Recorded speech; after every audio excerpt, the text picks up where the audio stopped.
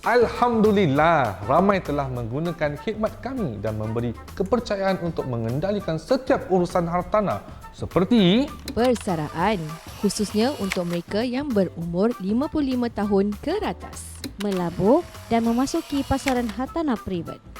Penceraian, mengendalikan urusan perumahan yang kompleks. Naik taraf sering berlaku kerana bertambahnya anggota keluarga anda. dah tentu semua ini takkan berlaku tanpa perundingan dan yang paling penting tiada obligasi.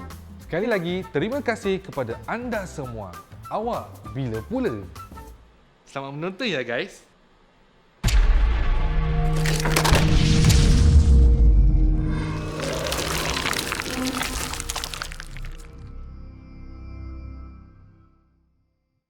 Hai, Assalamualaikum semuanya. Kita jumpa lagi dalam Puaka. Dan seperti biasa di bulan Ogos ini kita celebrate kita punya second year anniversary. Yes, betul. Alhamdulillah. Terima kasih. Panjang umur, doakanlah kita berterusan insya-Allah. Ya, kalau nak terus beri sokongan, anda bolehlah beli merch kami di puakasg.com. Anda boleh tekan butang share. Share and like of course. Ya. Puaka Susu TVC. Subscribe Yes. dan tekan kat bawah tu. Apa tu? Tak tahulah. Yang penting untuk donation ke apa kat Thanks. situ kan. Thanks. Thanks. Thanks. Oi! Thanks. Thanks. Yelah, ini apa tu? Apa tu? Kita thanks. Dan satu lagi Anything? nonsense lah. Tak, apa? Thanks. Dan satu lagi apa tu nama dia?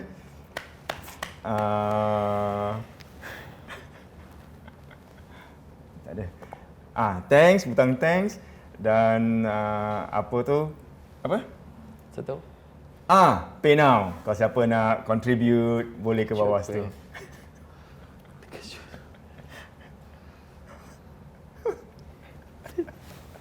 Saya pun tak tahu.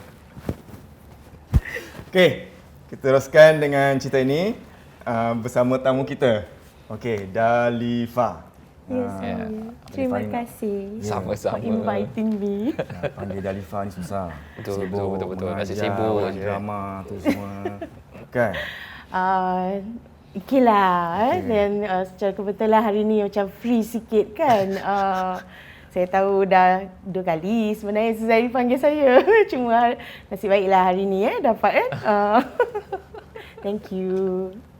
Terima kasih banyak. Okey. Ada ucapan untuk kita puaka kat sini sebab birthday?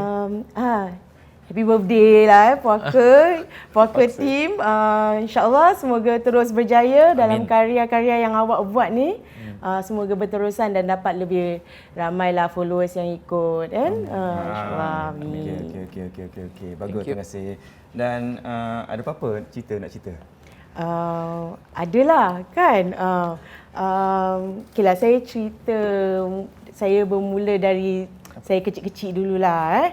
Pasal saya actually saya daripada saya kecil tu saya memang dilahirkan di kampung lah. Di Kampung Bukit Timah. Jadi umur saya daripada kecil sampai umur saya 10 tahun tu saya berada di salah satu kampung di daerah Bukit Timah iaitu di dekat-dekat dengan railway tu. Apa nama tempat tu? 8 miles lah. Batu Lapan lah kita panggil tu. Jadi saya taklah begitu banyak sangat lah kan cerita masa saya kecil tu. Pasal mungkin kalau ada pun saya dah tak teringat sangat. Cuma ada 2-3 cerita je lah yang saya masih ingat. Saya masih boleh recall balik lah ni. So saya selalu, rumah kampung saya ni dia macam ni rumah yang selalu saya berada gitu, dia dekat the main area dekat macam rumah jiran-jiran saya. Tapi bila malam bila nak tidur, saya dengan family saya, kirakan my parents dengan saya tu, kita akan berjalan pergi ke belakang sikit kampung kita tu. There is one room whereby kita akan tidur di rumah, di dalam rumah tu lah. Consider macam a bilik kecil lah. Consider macam family room lah gitu. So setiap malam kita akan balik ke sana lepas dalam pukul 8-9 lebih. So with the whole family kat sana lah. So nanti kadang-kadang saya tidur tu, apa ni, saya rasa macam dalam 2-3 pagi gitulah. Saya pun tak tahu berapa around what time lah. So saya akan terjaga, and it's always around that time. Masa tu saya dalam 5-6 tahun gitulah. Around that period, around that time, mesti saya akan terdengar suara wanita tau. Tapi dia suara macam suara nenek-nenek, makcik-makcik. And saya tahu dekat daerah around our area tu, yang tempat saya tinggal tu, dia tak ada ada 2-3 makcik-makcik, nenek-nenek lah, tapi suara dia bukan suara mereka. So dia akan bunyi dia macam, setiap kali dia jalan tu, dia akan bunyi dia macam dia akan buat bunyi tu tau. Daripada daripada dia bergerak satu arah ke satu tempat tu, dia akan bila dia jalan tu, kaki dia pun macam kita boleh dengar bunyi kaki dia seret sambil dia macam so saya asyik macam bila macam around that time, nanti saya macam terbangun lah. Bila saya dah terbangun tu, nanti kadang-kadang saya ingat, kadang-kadang saya duduk, saya nak tahu. Ataupun kadang-kadang saya macam just baring and mata saya terbuka macam apa tu Nanti bila sampai kat certain area, saya tak tahu sama ada dia berhenti kat depan pintu rumah saya ataupun saya tak rasa di tingkat, ada tingkat kecil. So around there, dia akan berhenti. Lepas tu bila dia berhenti, dia cuma akan kasih 2 knock aja. Macam gitu. So macam almost like every night tau. Tapi bila saya tanya mak bapak saya, diorang cakap tak adalah, mana ada. Saya sampai sekarang saya masih tak tahu sama ada itu orang atau bukan, dan sama ada betul mak bapak saya tak dengar ataupun diorang tak nak beritahu saya. Jadi sampai hari inilah saya masih, and that sound of that lady masih saya kadang-kadang macam and I can still remember until now. Umur saya dah dewasa ni kan. Dewasa ni saya masih lagi mendengar, saya masih lagi boleh mengingati suara tu. So yeah, that was one of my experience lah bila saya duduk dekat kampung. And then ada satu kali tu bila tengah-tengah malam, situ saya tidur dekat rumah nenek saya dekat the other side lah. Tengah tidur, saya nak terkencing, saya nak buang air kecil, saya kejutkan saya rasa saya kejutkan arwah atuk saya ataupun is my arwah atuk. So dia cakap saya nak kencing, so dia bawa so toilet kita dekat sebelah luar. So dekat sebelah luar, imagine kampung-kampung macam dekat Malaysia kampung kan, kadang-kadang dia punya wire dulu kan selalu bergantung-gantung ke atas kan. So semasa saya tengah buat bisnes saya tu, saya tengah tengok ke atas. Jadi bila saya tengah tengok ke atas tu, saya perasan ada something dekat atas tu lah. Jadi saya macam ni apa masa tu kita masih kecil lagi walaupun kita dah tahu apa Tuhan secara general kita tahu Tuhan tu, tapi pada masa tu saya macam apa ni, macam dia kain dan dia bukan putih-putih lah, dia macam kelabu, krim gitu. macam kotor, krim pula, krim kotor-kotor gitu. Nak cakap pun dadu-dadu krim macam kotor-kotor kita, tapi macam tak berapa jelas pasal dah malam-malam buta. Kalau kat kampung kan macam kan gelap sangat kan, tak ada macam street lights and all that stuff. So saya keep on looking sambil saya tengah buang air kecil, saya macam apa tu dia macam ginilah tengah ting ting ting ting ting. Jadi saya macam apa tu asal ada kain kat atas itu So saya pun tak tanya atuk saya pasal semua dah grogi bangun pagi-pagi. So dah buat hal saya, pergi tidur lah. So the next morning tu, kita kampung selalu bangun pagi kan. So next morning kita bangun, saya tengok tak ada pula benda tu. So macam apa saya the thing is saya dah a few times tau. When I was younger, a few times nampak benda-benda kain macam gini lah. Cuma saya punya orang, saya macam tak tahu macam tak tahu macam nak cakap macam tak tahu whether to percaya or not to percaya. And I know there are ghosts, I know ada spirits ni semua, cuma tak tahu sama ada boleh percaya ke tidak benda ni. Entah Tak ambil peduli sangat lah kan. tak ambil peduli sangat, macam ni orang ke nak main-mainkan aku ke, prank ke apa. So benda ni once in a while lah saya akan ternampak. Jadi macam pada saya macam okey lah, saya always dismiss it as agaknya kain dia ada kain macam melayang-layang, lepas tu sangkut ke apa ke. So I always dismiss it. Because bila saya dekat sekolah menengah pun sama juga. Saya tengah camping that time was set 1 camp. So set 1 camp kita orang ada macam night walk night walk. Night walk dekat sekolah tu macam keliling sekolah, lepas tu pergi field, lepas tu patah balik kena cari certain things at night. Macam treasure hunt tapi malam. And dalam satu kumpulan tu macam ada 4 orang kita 4 orang. So I think I'm one of the last few groups to go tau. So dah keluar. So kita berangkat daripada hall lah. Turun dari hall. Lepas tu kita ternampak. So dekat sebelah hall saya tu ada satu pokok besar and tinggi sekali.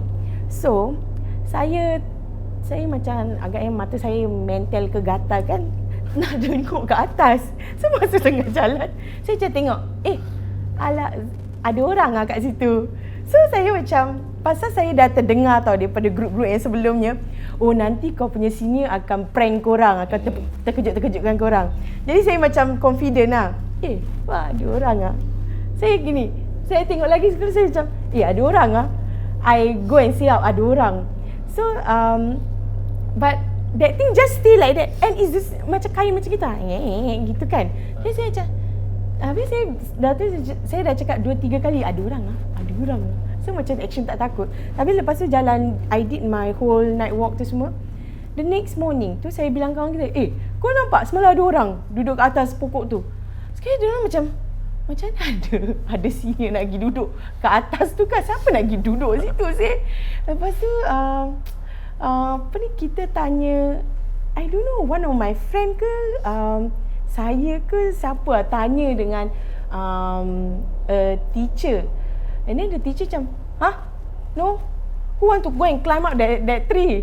Sekarang bila saya tengok balik pokok tu, saya macam pokok ni tinggi sih, siapa nak pergi layan, nak pergi naik malam-malam buta tunggu kita orang kat atas gitu kan. Tak ada orang pun, kalau betul-betul pun kalau tak ada orang tengok atas takkan tahu kan.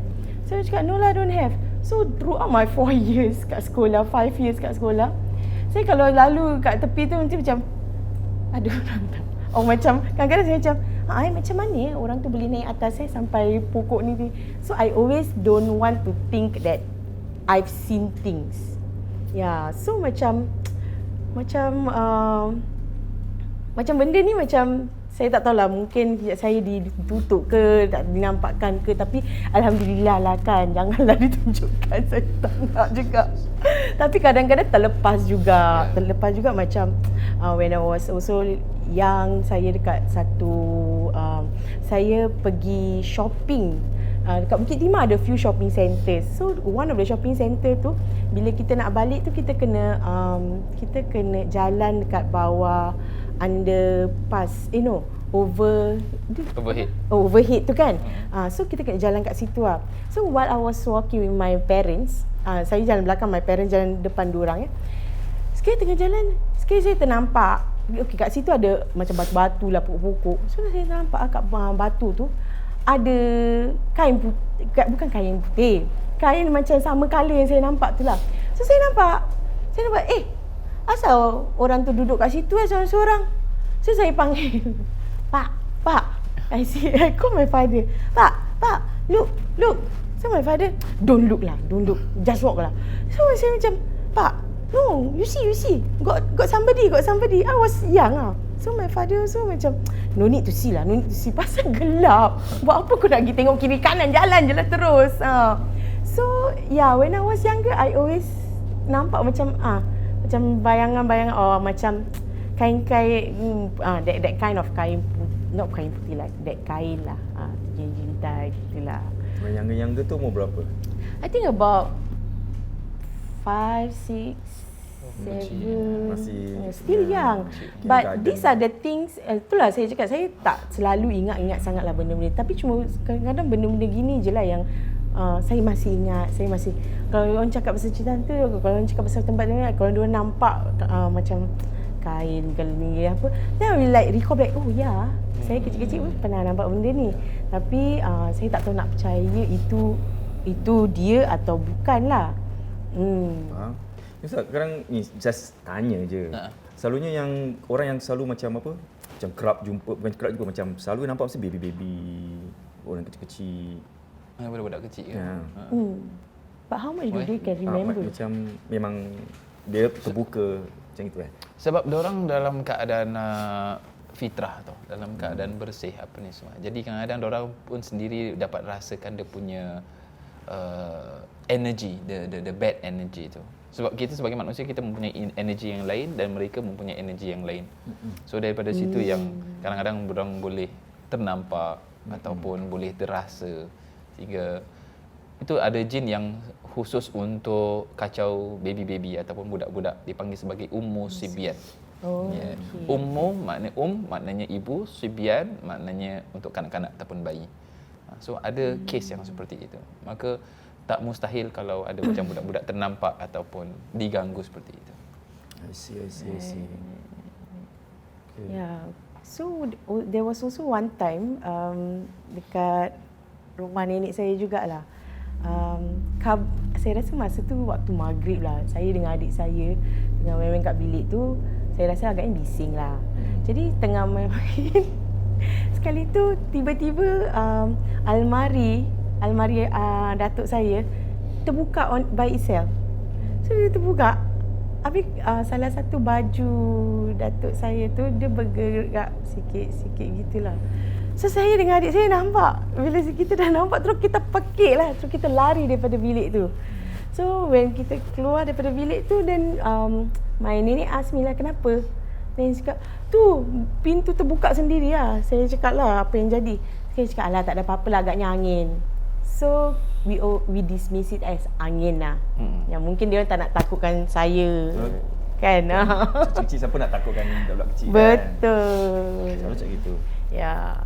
So yalah, that was my experience bila saya dekat kampung. Masih kecil-kecil Masih kecil-kecil. Bila lepas tu saya masuk flat, kat rumah baru kan. Then rumah baru yalah, kita dah buat kenduri ke apa, tetap kadang-kadang pun ada juga ternampak, bila ni baru-baru lah bukan sekarang baru-baru kita macam kadang-kadang nampak macam kelibat.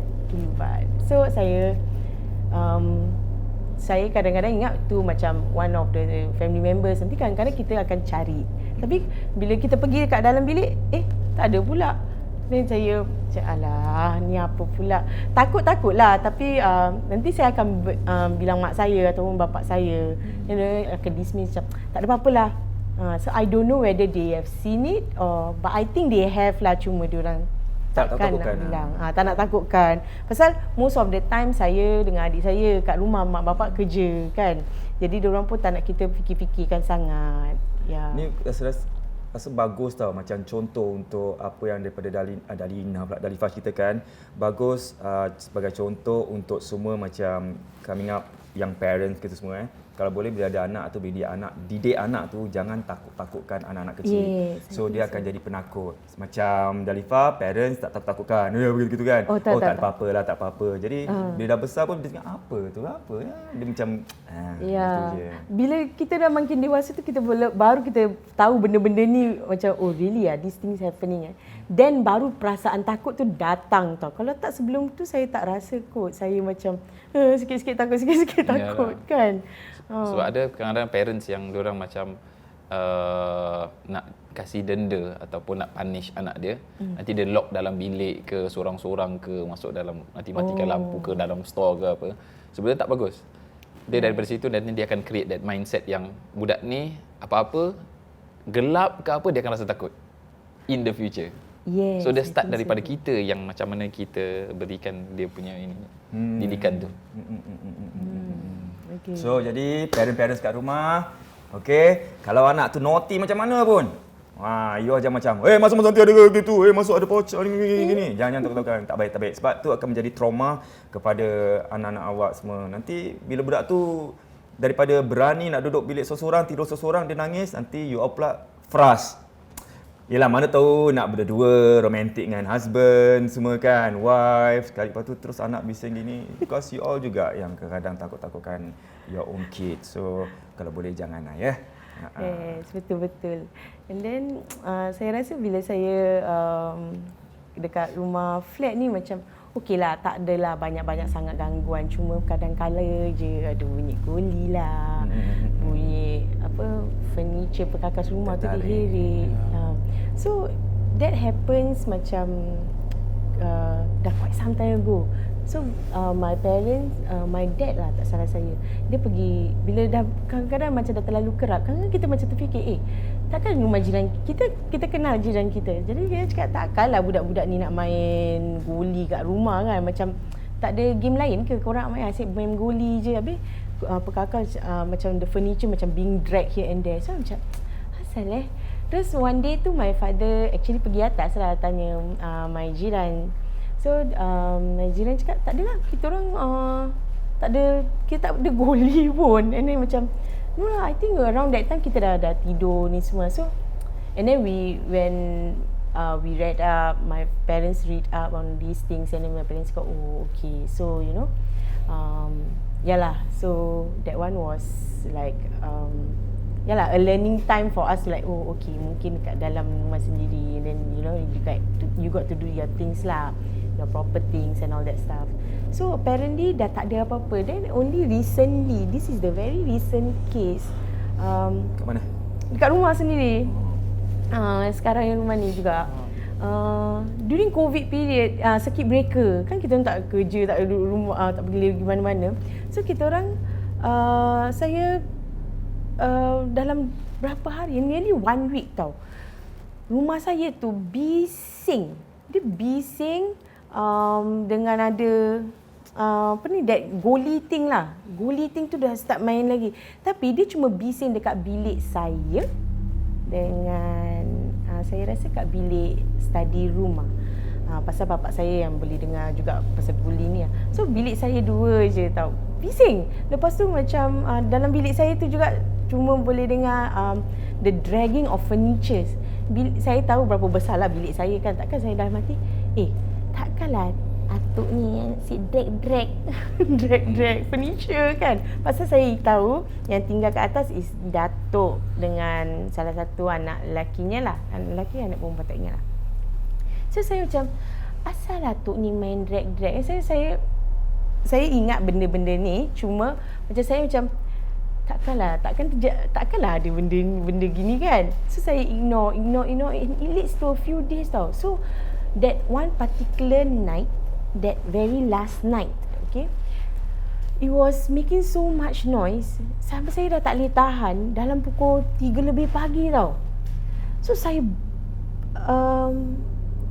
what I did was, bila tengah bising-bising tu, saya macam pusing sana pusing sini dekat saya punya katil tu. Sekali saya macam, saya dah bingit Lepas tu saya macam bising saya cakap gitu.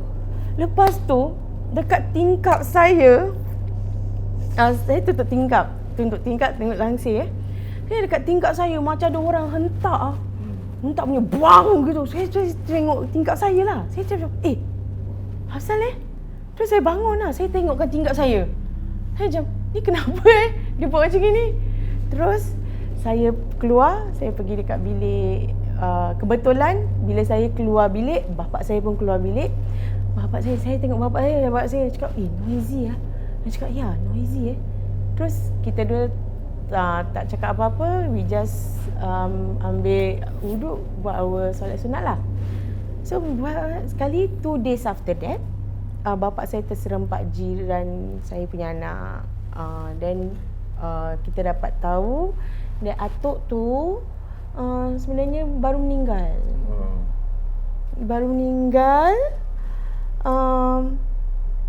Like 2-3 days bila saya tengah mendengar bunyi tu. So saya dengan bapak saya bila dia cakap pasal tengah during circuit breaker you cannot visit, you cannot go and ni kan. We also tak tahu yang dia meninggal. Tapi diorang dah uruskan jenazah tu pada hari tu jugalah. Tapi none of us know, tak boleh keluar. So bila bapak saya dapat tahu, bapak saya balik bilang saya. Okay, saya tengok bapak saya tengok saya. Tak kelakar sih.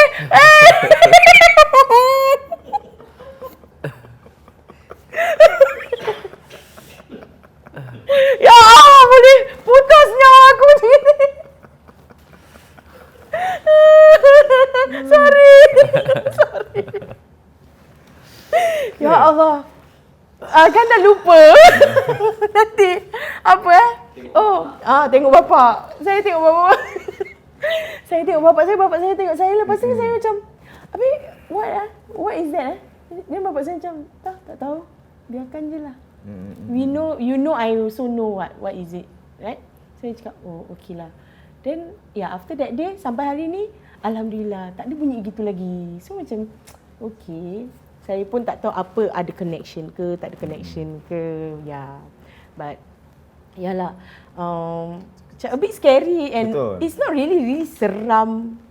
At that moment, saya tak takut. Bila dah fikirkan balik, alamak, ni and you only hear it in my room. So saya macam, ada apa-apa ke beli aku ni? I really don't know. Ini cakap pasal yang benda tak tarik goli-goli ni, kenapa dia sama pattern ni Ustaz? Mesti goli. Ya. Mesti Kenapa goli je? tertarik. Itu masalah dia. Tapi kalau rumah kalau mau rumah sebuah pun sama. Entah. Saya tak pernah ada rumah sebuah. Kita tinggal Doakan flat je, semua, Ustaz. semoga kita ada rumah sebuah. Amin. Amin. Wallahu a'lam. It's always 50-50 thing lah. 50-50 thing. Okay. Wallahu a'lam. So itu saya pernah tanya kawan saya yang HDB pun tak, kira dia pun tak boleh jawab juga. But, Ya, mungkin something lah kan. So, okay, tu cerita daripada ini kena tarik-tarik gitu-gitu. Sebab ada cerita siapa Mak lupalah pula. Dia tingkat atas. Rumah tingkat atas tapi bunyi bising. Krek. Siapa? Asal tangan gini-gini. Tingkat atas lah. Tingkat atas. Siapa tadi? Ya, inilah illallah, lupa pula. Dah tua maklumlah, faktor usia. Tak apalah Ustaz. lupa. Okay. Next story. Okay, Sebelum kita next story, mungkin you dah jot down apa-apa gini kan? Dah. Saya nak jam. Oh, boleh. Dan teater tak buat teater? Teater actually tak ada sangat untuk saya. Alhamdulillah, saya tak pernah, jarang lah. Pasal mungkin sebelum kita buat apa-apa pun kita dah baca doa juga kan. Tak ada, saya tak pakai ada pelbagai. Tak ada. Maksudnya doa. Doa, yes, correct. Cuma saya ada experience hal ni lah. Saya it was in the early days of saya join teater, buat teater, and then kita ada masa tu ada this siri wanita. Dia punya siri tema dia is wanita kami. So wanita kami tu dalam 1 tahun tu kita semua ada cerita-cerita pasal wanita-wanita legenda Sri Kandi. So kita ada buat Tun Fatimah, si cerita Paduka Cik Siti Wang Kembang, Radin Mas. Okey, so cerita yang paling saya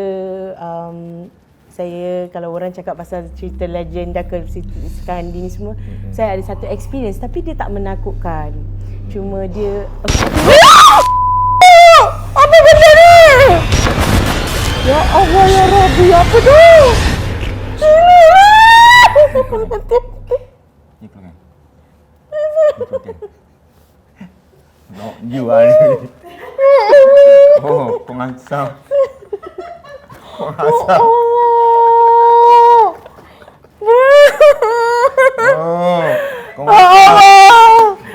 Kaki saya Asam. macam tak rasa weh.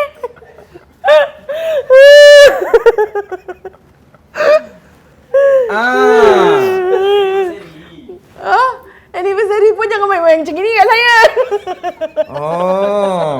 Patutlah tadi ketawa awal-awal tadi ya. Allah, stresnya aku dengan benda ni. Jangan macam ni. Berpeluh segala. Tak kelakar ni Ustaz. Ya Allah. Peranan. Dia main peranan. Saya daripada awal-awal kan, bila Kak Dahlia tengah cerita, saya message dia, I'm not feeling good, I'm not feeling well lah. Tak Rasa baik. macam lain lah ini apa ni semua. Mungkin ada yang magnet lah sini lah apa Tak semua. baik. Dia pun ada juga. Itulah tangan basah apa lah. Korang. Tadi dah bunyi sah pula terperanjat. Tu dia cetar apa? Bila tangan ada basah. Memang berpeluh tu terperanjat juga. Apa ni? Juga ini. Pengasam. Bercerita tangan Memang betul. sejuk weh. Korang tak kelakar. Ya Allah. Janganlah kenakan dia seorang tak apa.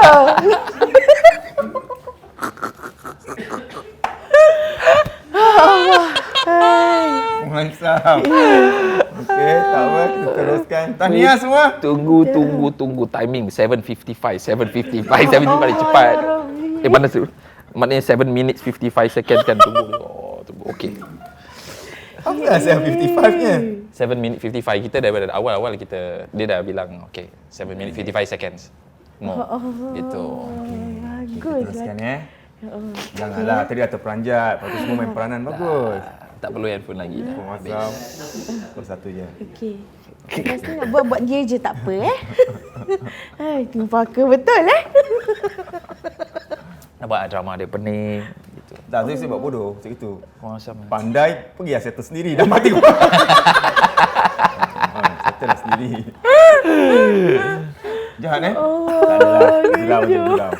Ni apa pula? Buat hal ni apa ni pula? Tergigit. 50-50 ni betul tidak ni? Dah pandai berlakon tau Ustaz sekarang. Tadi dah berlakon dengan saya kan Ustaz? Dia dah pandai berlakon. Nanti MJ12 2 dah ada. Pergilah berlakon. Nak? Nak? Tak apalah. Okey. Okey. Cerita tadi. Silakan. Sekarang saya fokus. Sekarang saya lupa pula. Cerita apa tadi kita berbual ni? Ya Allah. Cerita apa tadi? Pasal yang Yang tadi bunyi-bunyi show.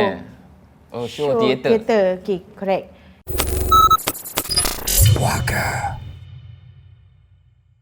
Assalamualaikum. Hari ini dalam tinjauan kita nak berbual pasal jumbo. Okey, tentu you all dah ada dengar pasal rumah-rumah jumbo yang hit harga sampai 1 juta. Dengar jealous saya tahu dulu beli jumbo kan. Okey, so why all this unit dapat hit jumbo dapat hit 1 million. Okey, rumah-rumah macam gini kan selalunya dia punya size is selalunya dia besar. Dalam about 1,700, 1,800, some even dalam 2,000 square feet. Okay, dan rumah-rumah yang macam gini ni, diorang tingkat tinggi and unblocked views. So, lagi satu ni, government diorang dah tak buat lagi rumah-rumah jumbo. Okay, so selalunya the demand is always there for rumah-rumah jumbo.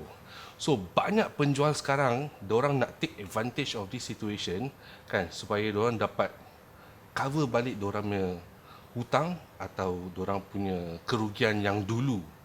Okay. At the same time, ada yang nak gunakan profit mereka tu, diorang punya keuntungan, ada yang sampai pergi ke buat umrah, haji. So, there's always a lot of plan to do this.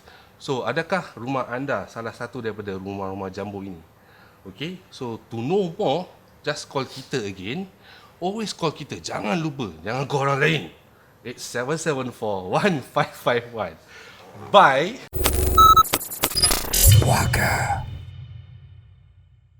Okay, kejap let me get my thoughts back Yep. Okay, so saya tak ada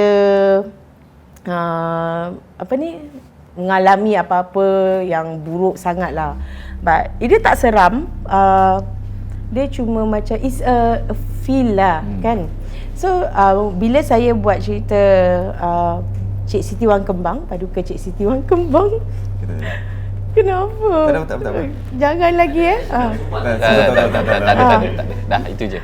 Bila saya buat cerita Paduka Cik Siti Wang Kembang tu, because it's a historical play so kita melakonkan watak-watak yang pernah hidup dahulu di zaman dahulu kala. And then juga kita taklah kita ambil sebulat-bulatnya cerita mereka, dan ada part tu kita adaptasikan. So bila kita buat cerita-cerita sebegini yang ada kena mengena dengan history, kita nak kena hati-hati jugalah kan.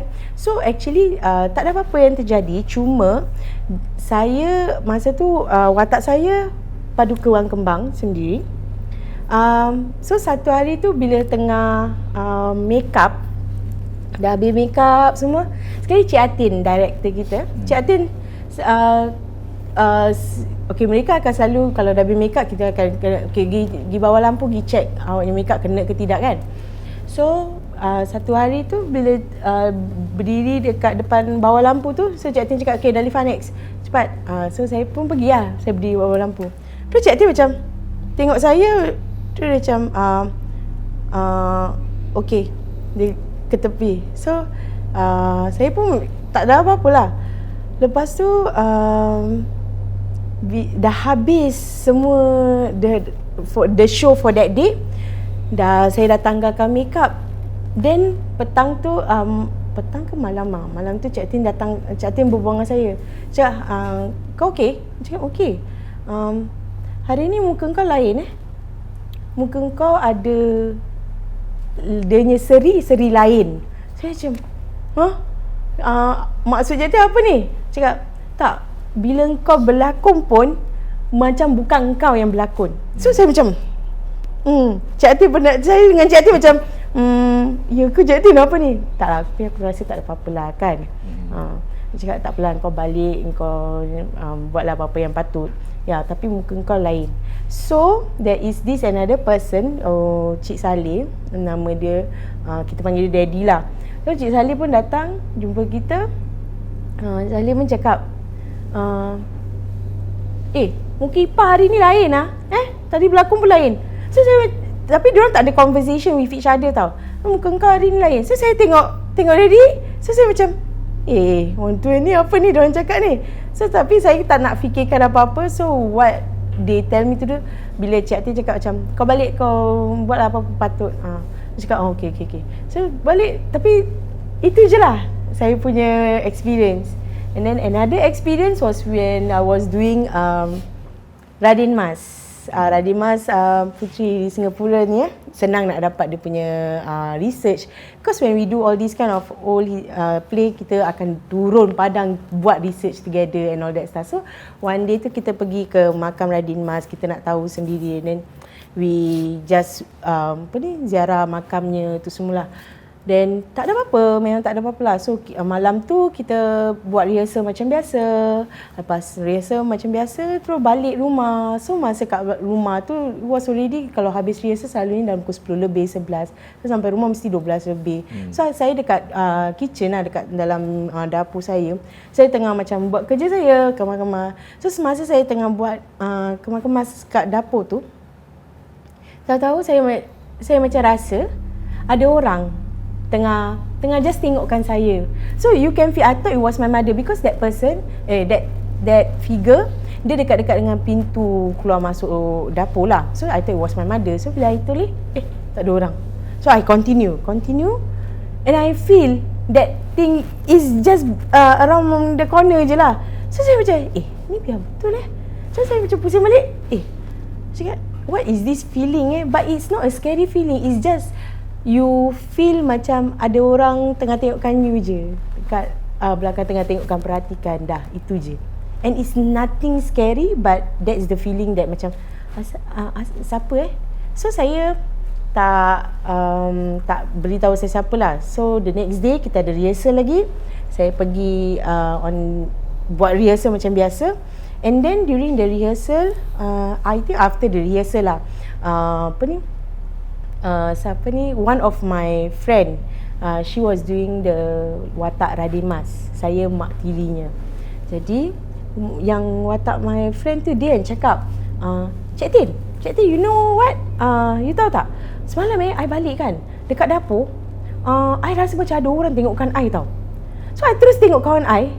So I tengokkan dia, asal macam sama Dia cakap, yeah, I also feel the same way too. So I cakap, so is that a scary thing for you to feel ke? Ada scary, rasa takut ke apa? Cakap tak ada. Dia macam orang tu macam just tengokkan dia je kat dapur tu. So I say I also feel the same way too. Jadi saya dengan dia, we have that same feel. Cuma saya rasa dia cakap it feels like a lady. So saya tak ada feel apa lah. Saya cuma tahu ada orang je kat belakang saya. Cuma macam gitu je lah. Then Cik Atin macam okay.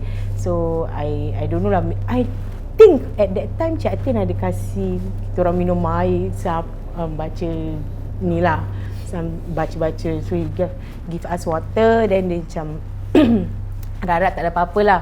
So throughout our process of our theatre performance was okay, tak ada apa-apa. Dan saya ada buat juga Radima sekali lagi, tapi ini dengan lain group. And mula-mula kita buat, saya pun tak ada terfikir apa-apa lah. So ingatkan macam okey lah. But this time round dengan group ni, kita experience sesuatu yang lain pula, di mana dalam kumpulan saya, dalam group ni ada mishaps happen until the stage manager accident. Then the producer, manager decided that okay, I think kita perlu go and don't know, maybe to just go to the makam, maybe minta permission ke macam mana, because we are still working with this kind of things kan.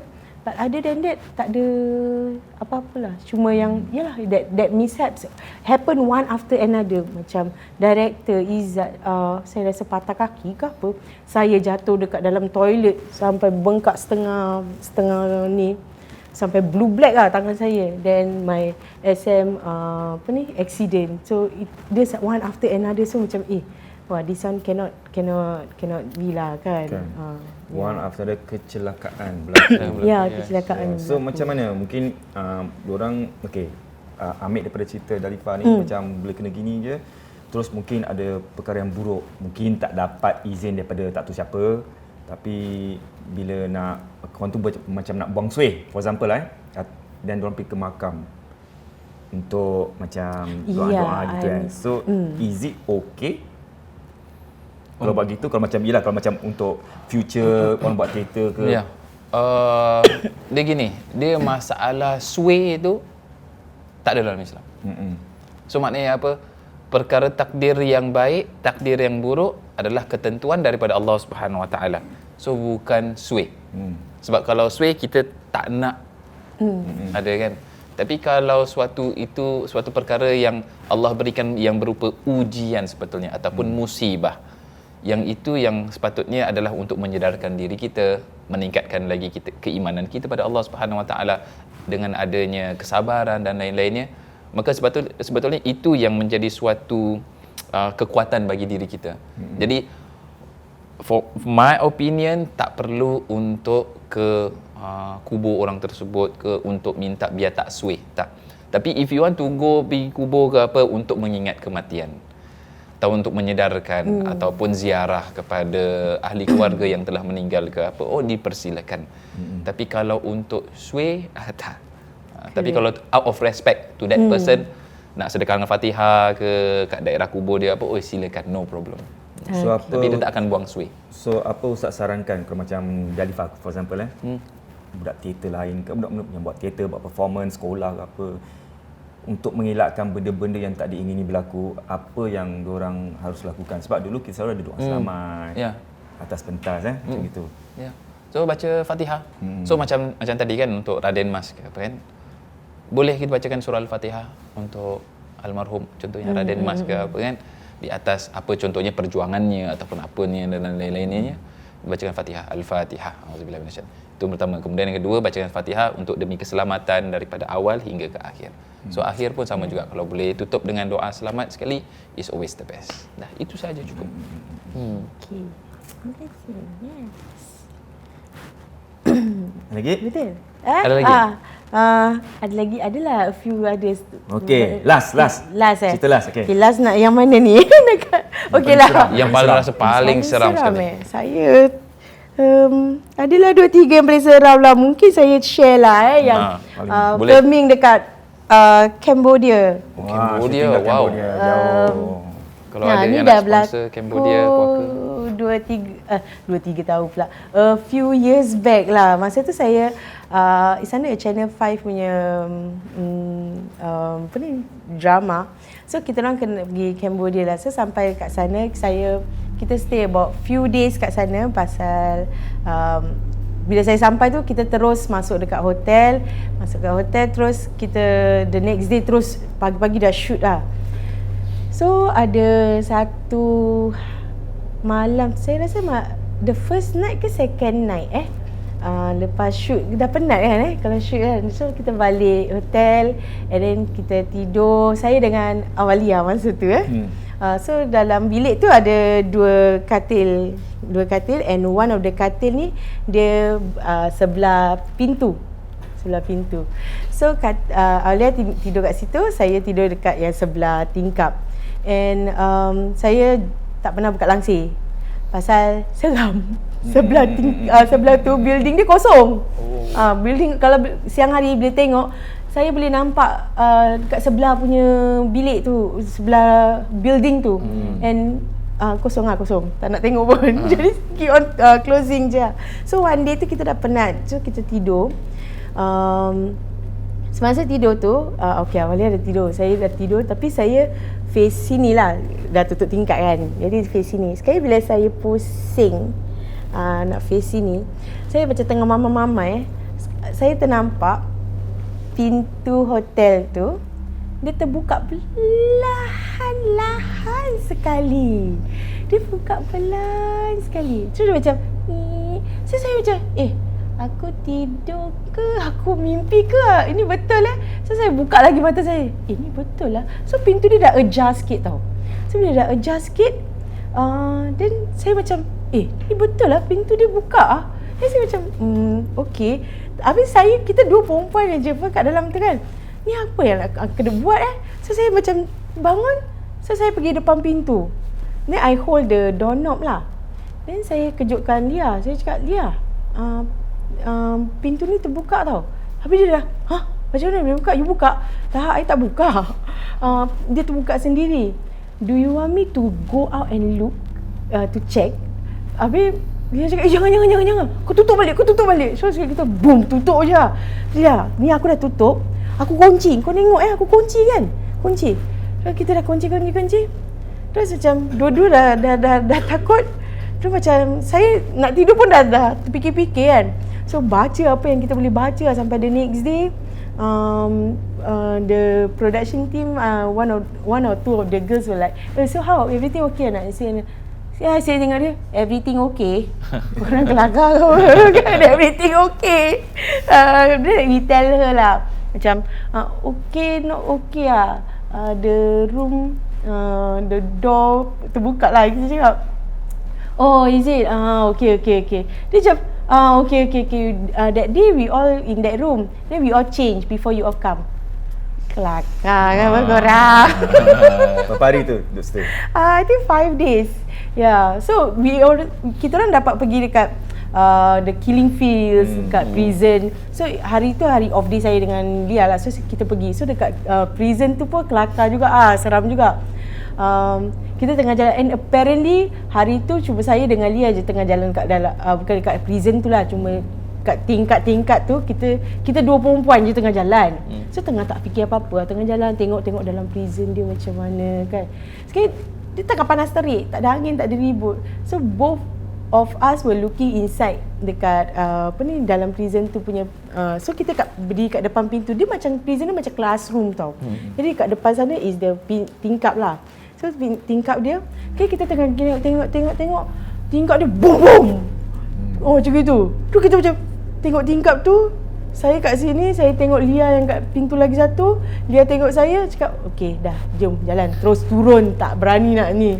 Tengok-tengok ke apa, tak berani lah. And the same room juga, bila kita dah nak balik tu, tengah siap-siap nak kembali, kita naik dulu ni apa ni? tengah jalan, tengah apa ni? Kemas-kemas barang kita lah before we go back. Lampu blackout. Saya rasa tu macam common lah kan, lampu blackout. Tapi pasal kita 24 habis, kita dah experience these things down there. Kita jadi penakut lah. Terus terduduk-duduk dekat katil, pegang each other. Habis nak buat apa? Nak buat apa? Tak tahu nak buat apa. Lepas tu cakap, okey tak apa. Kita buka kita punya handphone punya lampu, kita cubalah then we call one of the production team yang the next room, dia suruh dia tengokkan lah. So dia stay dengan kita sekejap, terus dia jalan. On. Then after that kita pack our bags and go. Kan? Luar negeri kan macam-macam lah. Tak suka saya. Tapi kalau macam hotel macam tu, pintu dia terbuka, maknanya bukan daripada luar, daripada dalam yang boleh buka kan? Saya tak pasti. Dia pakai itu ni. Kalau macam hotel, tak dia kan daripada luar tak boleh buka apa, nak kena orang setahu dalam saya yang memang, buka. Unless you ada kad, baru dia akan tutup. Tapi macam hotel lama. Oh, dia pakai kunci lah, bukan kad eh? Seingat saya dia kunci kot. Ya. Saya kalau kad, means daripada dalam orang buka. Okey, saya tak berapa ingat. Yelah, kalau kad daripada dalam. Ya. Correct. Oh no. Itulah, bila terjadi macam gitu, saya dengan Lia macam, tapi tadi kita kunci apa? Cakap, kita kunci. Betul, I kunci. Yelah, pasal dia tidur dekat dengan pintu kan. Mestilah dia nak kena kunci kan. I kunci. I let the latch semua I tutup.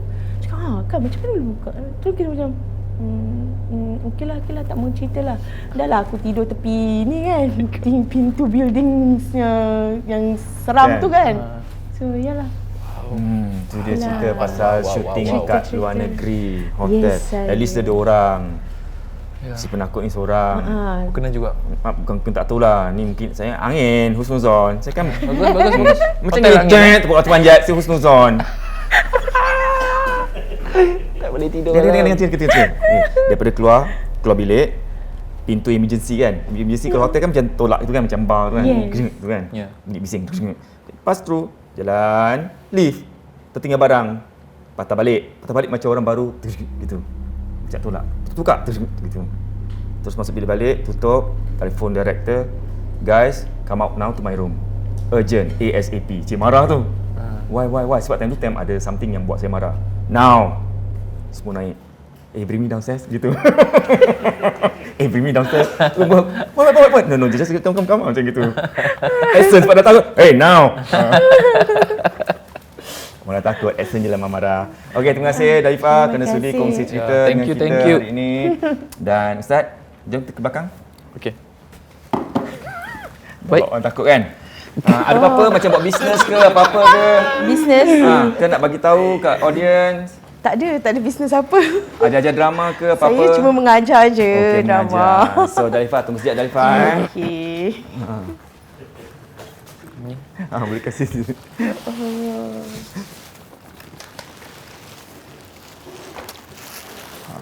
Ini dia. Okey. Ini dia brother. Terima kasih. Boleh? Wah, kau berat.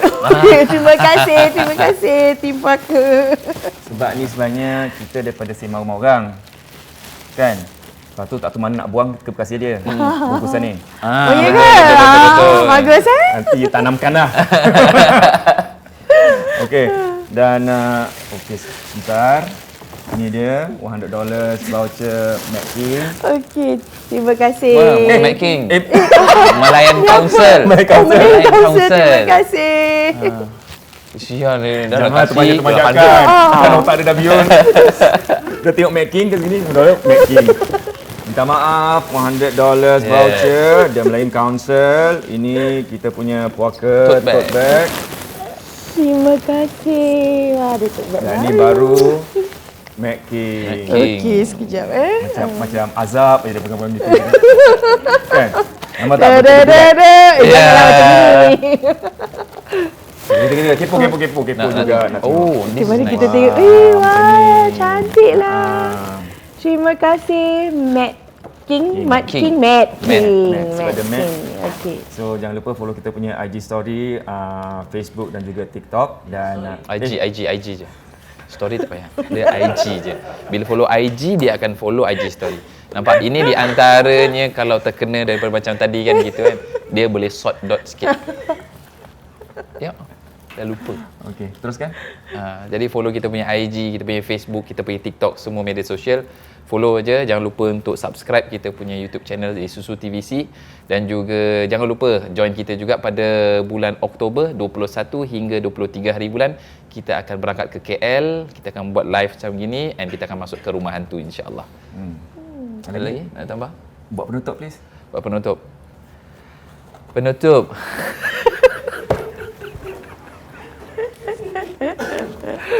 Okey, insya-Allah kita jumpa lagi pada minggu hadapan. Ingat, puaka tak kenal usia. Bye-bye.